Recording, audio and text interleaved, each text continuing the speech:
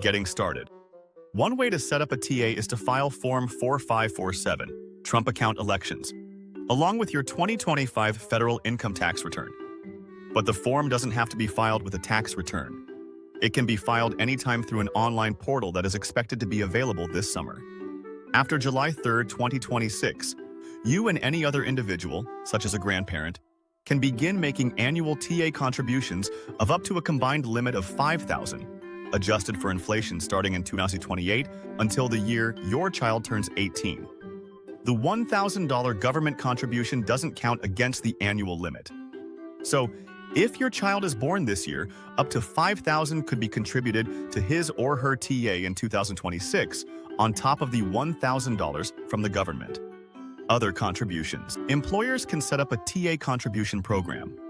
After July 3, 2026, employers can contribute and deduct up to $2,500 annually, adjusted for inflation starting in 2028, to a TA for an eligible underage 18 employee, or an employee's eligible underage 18 dependent. Employers can't contribute more than $2,500 per employee, even if an employee has multiple eligible dependents. These contributions count against the $5,000 annual contribution limit. Employer contributions are excluded from the employee's taxable income. State, local, or tribal governments and tax-exempt 501c3 organizations can also make tax-free contributions to TAs under rules to be established by the IRS. These qualified general contributions aren't subject to the $5,000 annual contribution limit and must be provided to all children within a qualified group, as defined. Tax treatment and other requirements. Contributions aren't deductible for individual contributors, but the account earnings can grow tax-deferred as long as they're in the account.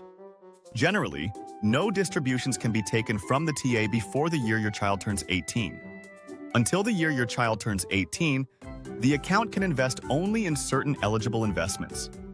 These are mutual funds or exchange-traded funds that 1. Track a qualified index, 2. Don't use leverage, 3.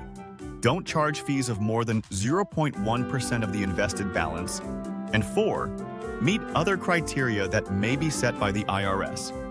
After age 18, in the year your child turns 18, the TA will transition into a traditional IRA.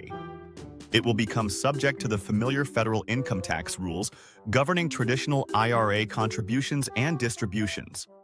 So your child will have to have earned income to make any further contributions to the account. But those contributions will be deductible if he or she is eligible, and the higher IRA annual contribution limit will apply. Also, starting with the year your child turns 18, distributions can be taken.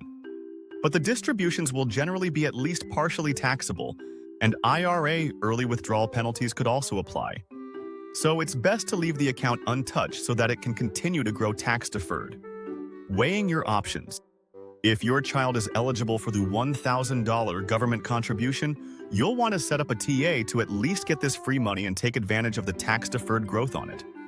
And it can be an even more powerful savings tool if you also make contributions.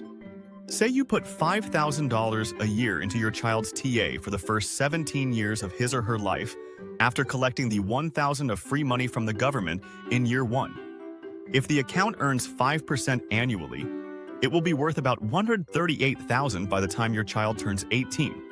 Say your child leaves the money invested in what's now a traditional IRA until age 65. If the account continues to earn 5%, it will grow to almost $1.44 million. Once your child starts having earned income, he or she can make additional contributions to what is now a traditional IRA and have an even bigger account balance at retirement. However, before making TA contributions, consider whether other tax-advantaged savings options might better achieve your goals. For example, if you want to build up funds for your child's education, contributing to a Section 529 savings plan may be a better fit. Distributions used to pay qualified education expenses will be tax-free, and some or all of any remaining balance after your child graduates can eventually be converted to a Roth IRA with tax-free distributions. Learn more TAs are worth considering, especially if you can afford to make significant annual contributions. If you have questions about TAs or want more information about other tax-advantaged savings options to benefit your children or grandchildren, contact us.